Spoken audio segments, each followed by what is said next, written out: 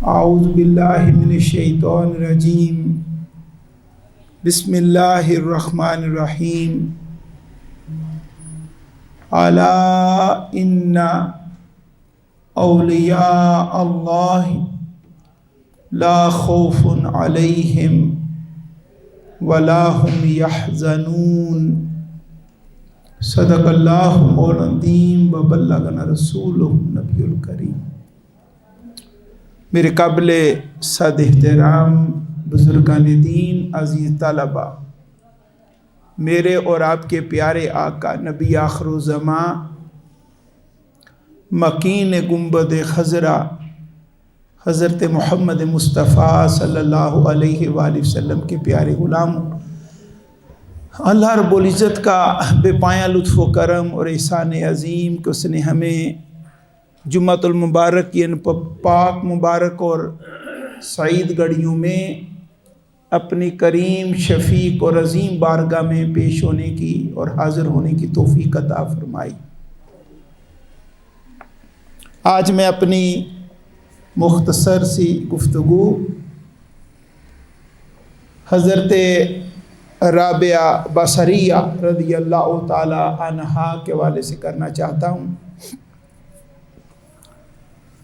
اس سے پہلے جو آیا مبارکہ میں نے آپ کے سامنے تلاوت کی ہے، اس میں اللہ رب العزت نے ایک بہت بڑا وعدہ فرمایا ہے اپنے اولیاء کے ساتھ۔ ویسے بھی ہم مسلمان ہیں، ہم مومن ہیں، کتاب و سنت کی روشنی میں جو ہمیں پیغام ملا ہے، خبر ملی ہے کہ دنیا کی زندگی تو گزر ہی جائے گی، اصل تو ہے کہ قبر کی زندگی کا کیا بنے گا۔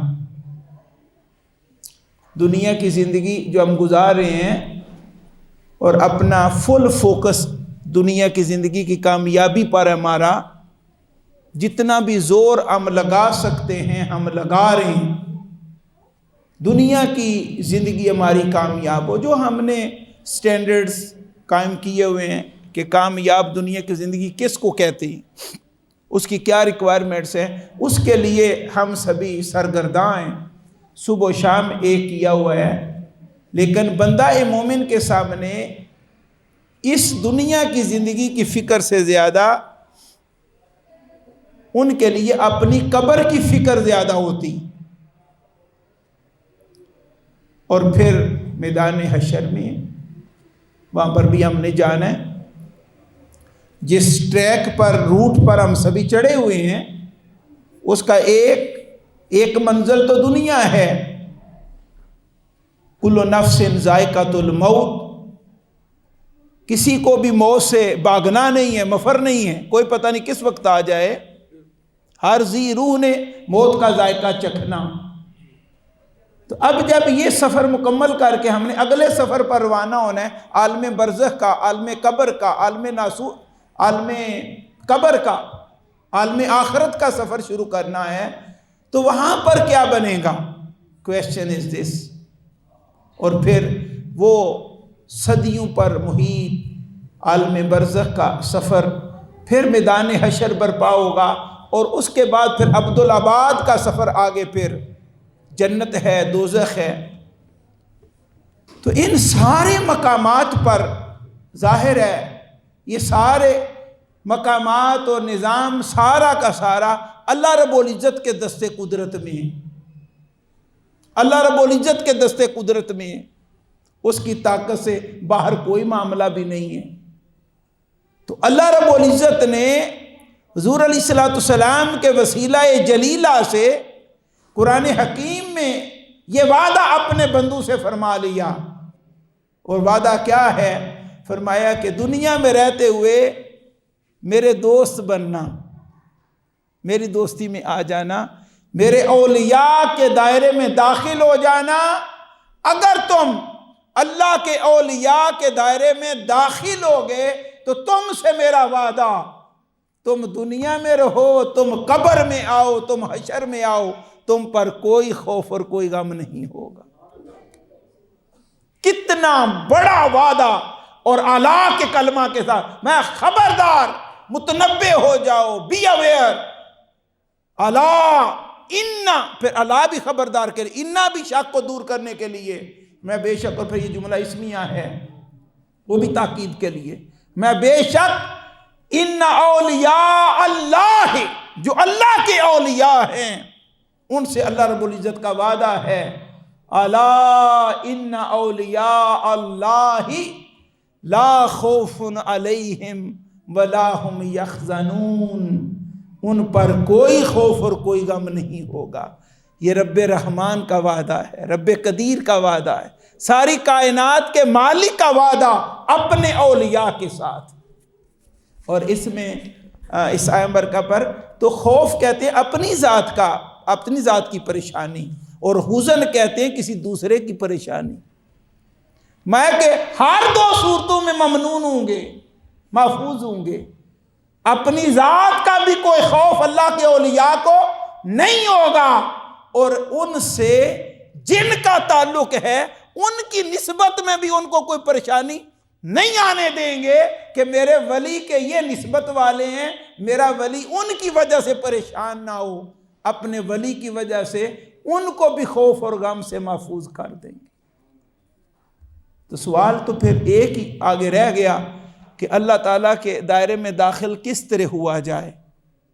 جی ہم ولی کیسے بنے؟ کویسچن آج کی جو ہم نے پوسٹ اپنی فیس بک پہ شیئر کی ہے، آقا علیہ الصلوۃ والسلام سے پوچھا گیا کہ ولی کیسے پتہ چلے کہ فلاں ولی ہے، ولی ہے؟ تو آقا علیہ الصلوۃ والسلام نے فرمایا جب اللہ کے اس بندے کو دیکھو تو خدا یاد آ جائے تو سمجھ لو کہ وہ اللہ کا ولی ہے۔ اور میں کلاس میں یہ بات کر رہا تھا کہ ایک تو یہ ہے نا کہ وہ اللہ کا بندہ، اس پہ نظر پڑے، اس کے معاملات سارے کے سارے اللہ کے والے ہوں، اللہ کے ہوں، وہ اللہ کا نوکر ہو، آقا علیہ الصلوۃ والسلام کا نوکر ہو، جی چہرے سے ہی پتہ چل جائے کہ یہ اللہ کا ولی۔ دوسرا ایک بھی نشانی اسی میں ہی ہے ذکر میں کہ جس کی صحبت میں بیٹھو تو اللہ کا ذکر جاری ہو جائے۔ ہاں ایک ہے جس کو دیکھو تو خدا یاد آ جائے، اور دوسرا یہ ہے جس کی صحبت میں بیٹھو تو اس کا اللہ کا ذکر جاری ہو جائے آپ کی زبان پر، آپ کے دل میں، آپ کے انگ انگ میں، تو سمجھ لو کہ یہی اللہ کا ولی ہے۔ ٹھیک ہے، دو میں سے تو بقیہ یہ ہے کہ اوورال تو جو ڈیفینیشن ہے ولی کی سادہ سی ہے، کوئی اتنی مشکل نہیں کہ جو کسی کا دوست ہوتا ہے وہ اس کا خیال رکھتا ہے، اس کا حیا کرتا ہے، اس کو خوش رکھتا ہے، اس کی خواہشوں کو پورا کرتا، اس کی خواہش کی خلاف ورزی نہیں کرتا۔ اگر کسی کا کسی سے پیار ہے تو جی، اگر وہ واڈی ہے اور اگر مذاق ہی ہے تو پھر ٹھیک ہے، جیسے ہم نے مذاق بنایا ہوا ہے اس دنیا میں، اللہ تعالیٰ کے ساتھ جو ہم نے مذاق شروع کیا ہوا ہے، مرضیاں ساری اپنی، مرضیاں ساری شیطان کی، مرضیاں ساری دنیا کی، اور پھر کہتے ہیں اللہ تعالیٰ کی دوستی نصیب نہیں ہوتی اللہ تعالیٰ نہیں سنتا، ورنہ اللہ کے ولی سے کے زبان سے نکلے تو بالکل کن ہوتا ہے، وہ بالکل اسے پورا ہو جاتا، اللہ تعالیٰ اپنے کرم سے، اپنی قدرت سے اس کو پورا کر دیتا۔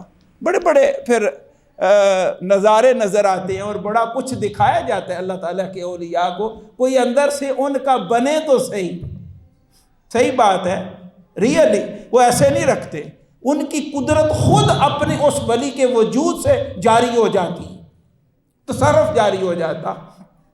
جیسے قرآن مجید فرقان حمید میں دیکھیں کہ حضرت سلیمان علیہ السلام ہے، حضرت سلیمان علیہ السلام ہے، تو تخت آپ کو پتہ ہے کہ آپ کو ہر چیز پر بادشاہت عطا کی تھی، جنوں پر، پرندوں پر، پہاڑوں پر، سمندروں پر، ہواؤں پر، اتنی بڑی بادشاہت آپ کو عطا کی گئی۔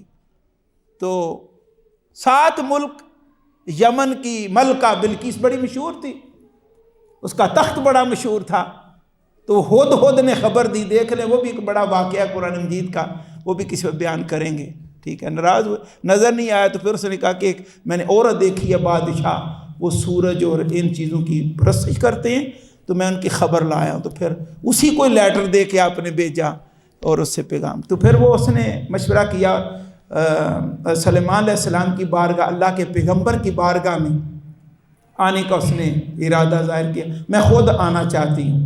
تو جب وہاں سے یمن سے روانہ ہوئی تو اللہ تعالیٰ نے آپ کو یہ خیال عطا کیا، ظاہر ہے اللہ تعالیٰ کے پیغمبر اللہ تعالیٰ کی طرف سے ظاہر ہے منزل من اللہ اور معمور من اللہ ہوتے ہیں، معزون من اللہ ہوتے ہیں. تو خیال آیا کہ اس کے تخت کی بڑی شہرت ہے، یہ قرآن ہے. تو خیال آیا کہ سارے اپنے بیٹھے ہوئے تھے، جن بھی بیٹھے ہوئے تھے، بقیہ بھی آپ کے فالورز امتی بیٹھے ہوئے تھے. آپ نے فرمایا کہ بلقیس آ رہی ہے، ملکہ بلقیس، تو کون ہے جو میرے غلاموں میں سے اس کے آنے سے پہلے اس کے تخت کو یہاں پر لے آئے. اس کی فوج ہے، بڑی مضبوط فوج ہے، اور اس کا تخت حفاظت میں ہے، اور کمرے کے اندر ایک جگہ پہ فکس تھا، وہ جو بنا ہوا تھا اس کا تھا، بڑی شہرت تھی اس کی، بڑے ہیرے جواہرات اور کیا کچھ اس کے اندر لگا ہوا تھا. تو جب آپ نے یہ بات فرمائی تو افریت من الجن، یہ قرآن مجید کے ورڈز ہیں، افریت نامی جن اٹھا. اس نے عرض کی حضور یہ کام تو میں کر سکتا ہوں. فرمایا کتنی دیر میں؟ تو اس نے عرض کی حضور بس آپ کی مجلس برخاست ہونے کی دیر ہوگی، ہاں تو میں تخت بلقیس کو آپ کے دربار میں پیش کر دوں گا. آپ نے فرمایا ٹھیک ہے، لیکن آپ کی نظر پھر اور آگے گئی. فرمایا اور کوئی؟ تو حضرت آصف برخیہ، یہ نبی بھی نہیں رسول بھی نہیں، یہ امتی ہیں. کیا ہیں؟ کن کے؟ حضرت سلیمان علیہ السلام کے امتی ہیں. ٹھیک ہے. انہوں نے عرض کی حضور یہ کام تو میں بھی کر سکتا ہوں. فرمایا کتنی دیر میں؟ مایا کہ بس آنکھ جھپکنے کی دیر ہوگی. ہاں یہ آنکھ جھپکنے میں کتنی دیر لگتی ہے؟ یہ قرآن ہے. آنکھ جھپکنے کی دیر میں تخت بلقیس کو آپ کے قدموں میں پیش کر دوں گا. How is it possible? کہ عقل میں یہ بات آتی ہے کہ وہاں یمن میں کوئی جائے، پہلے تو فوجوں کو ہٹائے، تخت نکالے، اٹھا کے پھر یہاں پر لے کے آئے؟ ہاں یہ انسان کے بس کی بات ہے نہیں ہے اگر انسان اپنی طاقت کو دیکھے. لیکن جو میں بات کر رہا تھا کہ اللہ تعالیٰ اپنا فیض اپنے بندے میں جاری فرما دیتا. ٹھیک ہے. اللہ تعالیٰ کے سامنے تو کوئی چیز ممکن نہیں ہے نا جی، کہ ممکن ہے ناممکن ہے. کوئی چیز مشکل ہے، یہ ناممکن ہے کوئی؟ نو. اللہ تعالیٰ کی بارگاہ اقدس میں تو یہ ناممکن نہیں ہے. لیکن سوال یہ ہے کہ یہ کرم اس کے اپنے بندوں کو بھی عطا ہوا یا نہیں، اس نے عطا کیا یا نہیں. تو یہ قرآن بیان کر رہا، قرآن مجید بیان، اللہ کا کلام ہے. بس آپ نے اجازت دی، اجازت دینے کی دیر تھی کہ تخت بلقیس آپ کے قدموں میں پڑا ہوا تھا. ٹھیک ہے.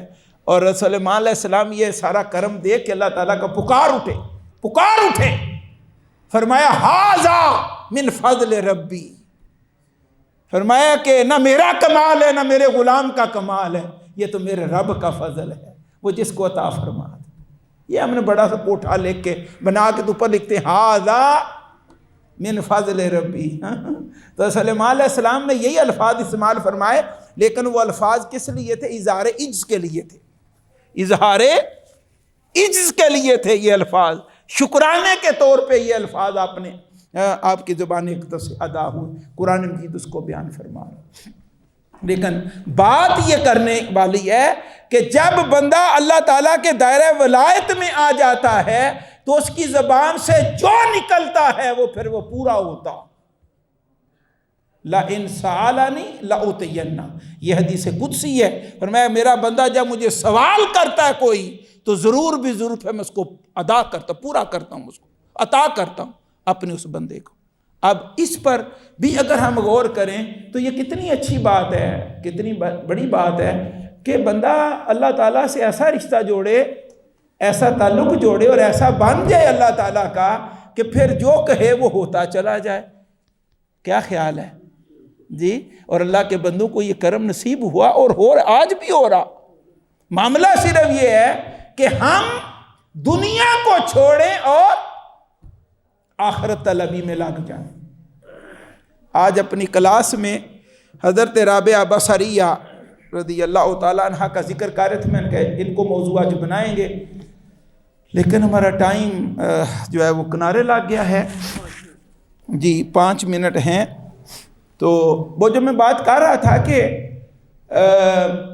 ایک خرابی ہے، وہ شیطان بھی ساتھ ہے نا، وہ کہتا ہے جب بندے کو الجھاتا ہے وہ کہتا ہے کہ تیرے پیچھے کو 15-20 آدمی ہونے چاہیے جب تو نکلے، لوگ نذرانے پیش کریں، تیرے ہاتھ چومیں، تجھے بڑا جانے۔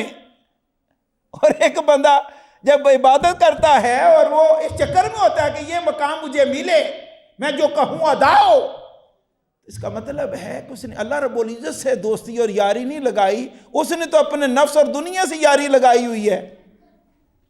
کیوں؟ کہ جب مقصود وہ ہے تو پھر اس کے علاوہ پھر کوئی مقصود نہیں، اور پھر وہ لوگ دنیا سے نفرت کرتے ہیں، وہ جمگٹھوں سے نفرت کرتے ہیں، کوئی ہاتھ چومے اس سے نفرت کرتے ہیں، کوئی آگے پیچھے ان کے چلے اس سے نفرت کرتے ہیں۔ آج بندے کہتے ہیں میں بڑا جانا جاؤں، کیوں؟ آگے پیچھے میرے لوگ ہوں، اور یہ سب سے بڑی خرابی، وہ کسی منزل کو بھی نہیں پہنچتے۔ دوست وہ ہے، دنیا کا قاعدہ جس سے دوستی ہوتی ہے تو وہ برداشت ہی نہیں کرتا میرے علاوہ کسی کو دیکھے، اگر کسی کی خالص دوستی ہے۔ اب یہ حضرت رابعہ بصریہ رضی اللہ تعالیٰ عنہ، یہ اتنی عظیم خاتون ہیں، بصرہ کی رہنے والی، اور اتنی بڑی عاشقہ ہیں، اور اتنی بڑی بخت کی سکندر ہیں کہ آپ کی ولادت ابھی نہیں ہوئی تو آپ کے والد ماجد کو آقا علیہ السلام خواب میں تشریف لائے اور فرمایا کہ اے میرے غلام، اب جو تیرے ہاں بیٹی پیدا ہونے والی ہے اللہ اور اس کے رسول کی بارگاہ اقدس میں بڑی قدر و منزلت والی ہوگی، بڑے رتبے اور بڑی مراد والی ہوگی، اور کسی وجہ سے غلام بن گئی، جو روایات آئی ہیں، روایات غلام بن گئی، غلام ہو گئی، وہ لات بنے ایسے وہاں پر، پتہ لڑائیاں ہوتی رہتی تھی اور اس طرح کر کے غلام۔ رات کو آپ جس کمرے میں آپ کا آقا تھا، وہ مالک، وہ بھی لیٹا ہوا ہے اور اسی کمرے میں آپ بھی ہیں، تو رات کے تقریباً 2-3 بجے آپ کا جو مالک تھا، آقا تھا، اس کی آنکھ کھلی تو یہ دیکھا کہ میرا کمرہ بکا نور بنا ہوا ہے اور ایک کونے کی طرف اوپر سے نور مرتکز ہو رہا، ارتکاز ہے، کنسنٹریٹ کر رہا ایک جائے کونے میں۔ تو جب وہ نور میں دیکھا تو دیکھا کہ میری جو غلامہ ہے رابعہ، وہ تو یعنی مصلے پر سر سجدے میں، رات کا پچھلا پہر ہے، ٹھیک ہے۔ تو انہوں نے جب کان لگائے مالک نے سنا کہ یہ اس وقت عرض و نیاز کیا کر رہی ہے، تو حضرت رابعہ بصریہ رضی اللہ تعالیٰ عنہ کی زبان پر یہ جملے تھے کہ اے رب کائنات، تو بھی میرا مالک ہے، حاکم ہے، لیکن ایک اور بھی میرا مالک اور حاکم ہے۔ یہ بارگاہ الہی میں رات کے پچھلے پیر سجدے میں عرض و نیاز کر رہی ہیں کہ مولا، رو رہی ہیں اور عرض کر رہی ہیں کہ مولا تو بھی مالک ہے، خالق ہے، حاکم ہے، لیکن تیرے علاوہ میرا اور بھی ایک حاکم ہے، مالک ہے، تو مجھے تیری بندگی اور تیری یاد کے علاوہ اس کو بھی ٹائم دینا پڑتا ہے، اور اگر اس سے کوئی نجات کا ذریعہ مل جائے، ہو جائے کہ اس کے آقا ہونے سے، مالک ہونے سے، حاکم ہونے سے مجھے نجات مل جائے، تو جو اس کی خدمت میں ٹائم دیتی ہوں مولا، وہ بھی میں تیری عبادت میں صرف کروں، تیری یاد میں صرف کروں۔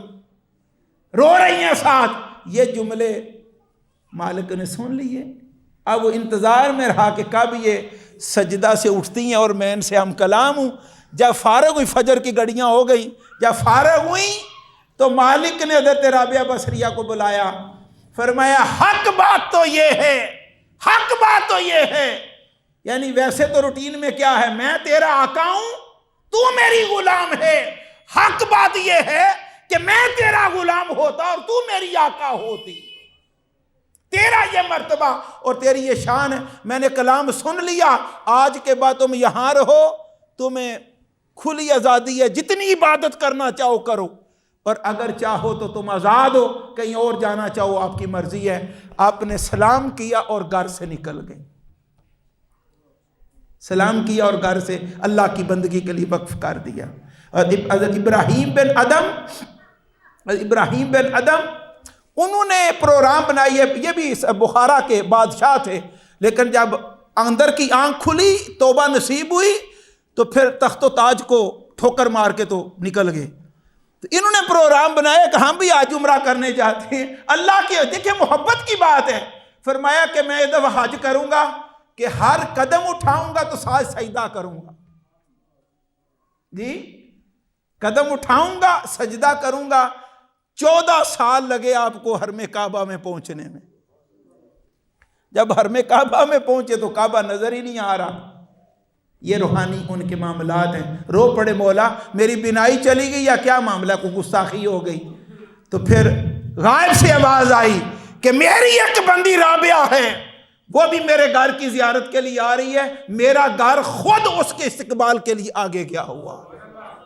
جب دیکھا کہ تو جدھر اشارہ رابعہ بصری وسا کے ساتھ تشریف لا رہی تھی، تو جب قریب آئیں تو فرمایا کہ کیا اللہ کے نظام کو درم برم کا رکھا؟ کعبہ اللہ چونکہ استقبال کے لیے گیا ہوا تھا۔ ابراہیم بن ادم رضی اللہ تعالیٰ نے یہ بات کی، میں رابعہ اللہ کے نظام کو کیا درم برم کا رکھا؟ فرمایا میں نے تو درم برم کو نہیں کا رکھا، تم نے ایک ہنگامہ برپا کا رکھا کہ میں اللہ کے گھر کی زیارت کے لیے جا رہا ہوں، ہر قدم پر سجدہ کرتے ہوئے اللہ کے گھر میں پہنچوں گا۔ پوری دنیا میں تم نے ڈنکے بجا رکھے ہیں جی۔ یعنی یہ اللہ تعالیٰ کی اولیاء۔ پھر وہ سب واپس پلٹی، فرمایا اچھا آئندہ میں قدموں کے بال نہیں، قدموں کے بال نہیں، سر کے بال اللہ رب العزت کے حضور پیش ہوں گے اس کے گھر میں۔ اور پھر اگلا جب سفر شروع کیا، زمین پر لیٹ گئی اور رولیں کرتے ہوئے، مٹی میں نالیاں آئی ہوں گی، کیا کانٹے آئے ہوں، کیا ہوگا، رولیں کرتے ہوئے اللہ کے گھر تک پہنچی۔ اور اس پر پھر آپ کا قول ہے، آپ نے فرمایا اے رب کائنات، دنیا کا میرا جو حصہ ہے، اگر تو سمجھتا ہے مجھے کو دنیا کی کوئی طلب ہے تو اپنے دشمنوں میں تقسیم کر دے میرے حصے کا دنیا، اور اگر تو سمجھتا ہے کہ میری عبادت و بندگی، میرا ذکر اور فکر اس لیے ہے کہ مجھے جنت نصیب ہو جائے، فرمایا اگر یہ میرا مقصد ہو تو میرے حصے کی جنت اپنے دوستوں میں تقسیم فرما دے۔ نہ دنیا چاہیے نہ جنت، تو پھر کیا چاہیے مولا؟ صرف تیرے دیدار کی غرض ہے، طلب ہے، اور وہ تو مجھے عطا فرما دے، اور تو مجھے عطا فرما۔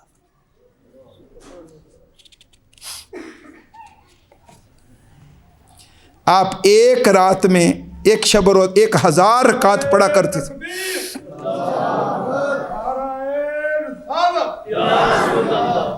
اس بات پر بات ختم کر، اب دن رات روتی رہتی، کیونکہ عشق جنہ دی ہڈی رچیا، رومن کم ناہاں، ملدے بھی روندے تے وچھڑے بھی روندے تے روندے ٹردے راہاں۔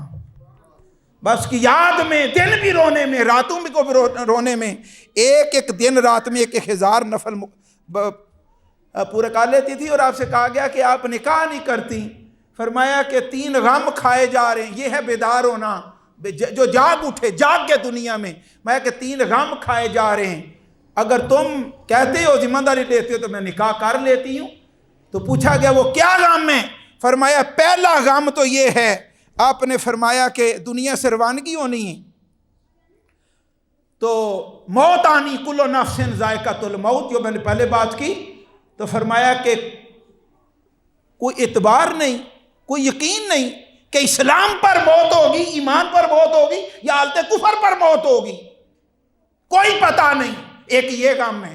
دوسرا فرمایا کہ جب قیامت کے دن قبروں سے نکلنا، نامہ اعمال اڑتے ہوئے آئیں گے، پتہ نہیں میرا نامہ اعمال دائیں ہاتھ میں آئے یا بائیں ہاتھ میں آئے، اور قیامت کے دن فیصلہ ہونا کہ یہ دوزخی ہیں یہ جنتی ہیں۔ فرمایا خبر نہیں کہ کل کو کیا پیغام آ جائے، کہ جنتی ہو یا، یہ حضرت رابعہ بصریہ کی بات ہے۔ فرمایا 3 غم کھائے جا رہے ہیں، اگر تم ذمہ داری لیتے ہو کوئی خرابی کو پرابلم نہیں ہوگی تو میں ابھی نکاح کر لیتی ہوں۔ ساری زندگی نکاح نہیں کی، اسی میں کہ اپنے رب کو مولا کو مناتے مناتے ساری زندگی جو ہے وہ گزار دی۔ اب اس پر یہ بہت بڑا تذکرہ ہے، آپ کا ٹائم اوپر چلا گیا، میں معذرت خواہ ہوں۔ اللہ رب العزت ہمیں یہ خالصیت عطا فرمائے اور اللہ اس کے رسول کا بننے کی توفیق اندر سے اور انہی کے لیے اپنا تن من دن قربان کرنے کی توفیق عطا فرمائے کہ بندہ مومن صحیح معنوں میں دائرہ ولایت میں آئے اور اللہ کا یہ وعدہ صادق آئے، الا ان اولیاء اللہ لا خوف علیہم ولا هم یحزنون، خبردار بے شک جو اللہ کے دوست ہیں ان پر کوئی خوف اور کوئی غم نہیں، اللہ کی دوستی میں سچے اور سچے ہو جاؤ۔ وما علینا الا البلاغ المبین۔